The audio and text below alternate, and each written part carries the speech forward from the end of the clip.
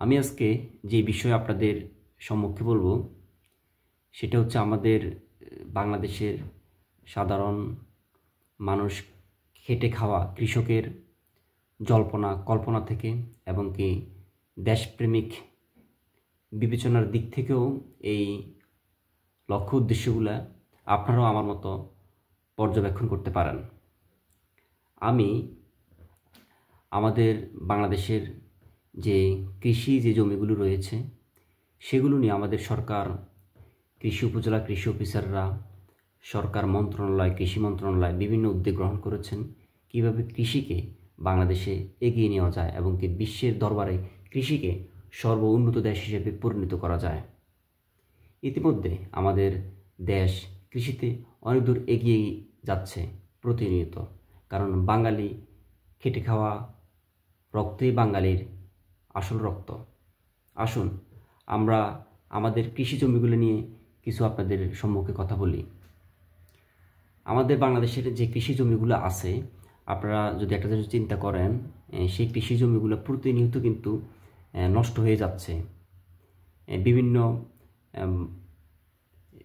অবৈধ বৈধ যে ইট ভাটাগুলি আছে সেগুলোর অত্যাচারে আমাদের যে ভূমিগুলো রয়েছে, সমতল যে ভূমিগুলো রয়েছে সেগুলোর পুষ্টি সমৃদ্ধ যে উপরের স্তর, যে টপ সল্ট মাটির, সে টপ সল্টটা কিন্তু নিয়ে যাচ্ছে ব্রিকফিল্ড মালিকরা।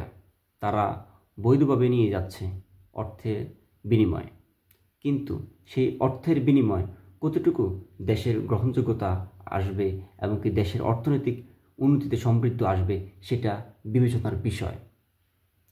আপনারা মনে করুন, যে কোনো একটি এলাকার মধ্যে একটি ইটের ভাটা যদি থাকে, সেই ইটের ভাটা কত মাটি লাগবে? হাজার হাজার মেট্রিক টন মাটি লাগবে। এই মাটিগুলো কিন্তু আমাদের পাহাড় কেটে মাটিগুলো সংগ্রহ করতেছে না, আমাদের কৃষি জমি ধ্বংস করে কিন্তু এই মাটিগুলো সংগ্রহ করতেছে। তাহলে একটা সমীক্ষায় দেখা গিয়েছে যে প্রতি বছরে বাংলাদেশে প্রায় হাজার হাজার কোটি কোটি মেট্রিক টন মাটি কিন্তু নষ্ট হচ্ছে একমাত্র বৈধ যে ইটের ভাটাগুলি আছে সেগুলোর কারণে। আর এতে করে আমাদের কৃষি জমি নষ্ট হচ্ছে, আমাদের প্রজন্ম কৃষি থেকে কিন্তু দূরীমোচনের যে পরিকল্পনা সেটা কিন্তু অলরেডি বাস্তবায়নের মুখে। তাই আসুন আমরা সকলে মিলে সংঘবদ্ধভাবে কৃষি জমিকে রক্ষা করি, তার জন্য আমরা প্রশাসনকে আমরা সহযোগিতা করি। একটা দুর্বলতা আমাদের প্রশাসনের কাছে আছে এবং কি রাষ্ট্রের কাছে, ইট প্রস্তুত ও ভাটা স্থাপন নিয়ন্ত্রণ সংশোধিত 4 নম্বর ধারায় উল্লেখ আছে যে কোনো ব্যক্তি চাইলে কিন্তু ইট ভাটা প্রস্তুত করতে পারবে না, কিন্তু করতে পারবে জেলা প্রশাসকের একটা LR লোকাল রিসোর্স ফান্ডের একটা সিস্টেম রুলসের ভিত্তিতে কিন্তু ইট ভাটাগুলোর লাইসেন্স তারা সাধারণত সংগ্রহ করে থাকে। এখন আসুন, এই LR ফাউন্ডের কারণে কিন্তু ব্রিকফিল্ড মালিকরা কিন্তু বুক ফুলিয়ে তারা কথা বলে তাদের লাইসেন্স আছে, এই আছে সেই আছে, বিভিন্ন ধোঁকাবাজি দিয়ে যাচ্ছে। আমি আপনাদের ছাত্র জনতার মাধ্যমে এবং কি সমস্ত মানুষের মাধ্যমে আমরা ইচ্ছা করলে আমাদের এই জয়কে আমরা আসল জয়ে পরিণত করতে পারি। আসুন আমরা বলবো, আমি পরামর্শদাতা হিসেবে বলতে চাই যে আপনারা যে এলাকার মধ্যে আছেন, যে এলাকার মধ্যে ইটের ভাটা আছে, আপনারা শিক্ষিত সমাজ যারা আছেন তারা অন্তত পড়াশোনা করতেছেন বা সাবেক শিক্ষক, বর্তমান শিক্ষক, সকল ধরনের ছাত্র জনতাকে নিয়ে আপনারা ঐক্যবদ্ধ হন। আপনাদের এলাকা থেকে যাতে কোনো কৃষি জমি যাতে নষ্ট না করে, যাতে ব্রিকফিল্ড মালিকের কাছে কেউ যাতে মাটি যাতে না বিক্রি করতে পারে, সেই জন্য আপনারা পরিকল্পনা গ্রহণ করুন।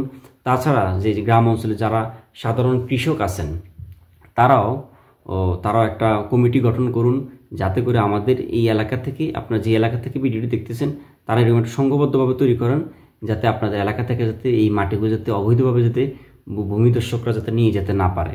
এতে করে যদি নিয়ে যায় তারা কিন্তু আমাদের প্রজন্ম কৃষিকাজ তারা দেখবে না, তারা কৃষিকাজ কি তারা সেটা বুঝবেও না। তাই আসুন সকলে মিলে প্রশাসনকে আমরা বুঝিয়ে দিই এই LR তহবিল নামক যে সিস্টেম প্রক্রিয়ার মাধ্যমে তারা ব্রিকফিল্ড মালিকরা তাদের ব্রিকফিল্ডকে বৈধভাবে তারা নিজেদেরকে দাবি করে, সেই বৈধটা আমাদের জনতার কৃষকের দাবি হতে পারে এই এলআর তহবিলটা যাতে সরকার যাতে ব্রিকফিল্ড মালিক থেকে আর যাতে না নেয়, তাদেরকে ব্রিকফিল্ড মালিকদেরকে একটা সময় দেওয়া হোক। এই সময়ের ভিতরে আপনারা ব্রিকফিল্ড বন্ধ করে ফেলুন, আমাদের রাষ্ট্রের জমিগুলো রক্ষা করতে হবে, না হয় কিন্তু আমাদের প্রজন্ম কৃষিকাজ আর দেখবে না। তাই আসুন প্রজন্মকে আমরা কৃষিকাজ শিক্ষা দেওয়ার জন্য আমাদের ভূমিকে রক্ষা করি, তাহলে দেশ এগিয়ে যাবে। আর কৃষি ছাড়া দেশ এগিয়ে যাওয়া সম্ভব নয়। আপনি চিন্তা করেন, আপনার সকাল থেকে রাত্র পর্যন্ত আপনি যতগুলো আপনি সুস্থ থাকার জন্য যে খাবারগুলো খান, সব খাবার কিন্তু মাটি থেকে উৎপাদিত। আর মাটি যদি না হয় কিন্তু এই খাবার কিন্তু উৎপাদন সুস্থভাবে হওয়া সম্ভব না। তাই আসুন, সুস্থ সবল খাওয়ার ক্ষেত্রে কৃষিকাজের বিকল্প কোনো কিছু হতে পারে না। তাই কৃষির অস্তিত্ব রক্ষা করুন, ভূমি রক্ষা করুন, অবৈধ ইটভাটা যেগুলি আছে সেগুলোর জন্য প্রতিবাদ গড়ে তুলুন। ধন্যবাদ। আসসালামু আলাইকুম।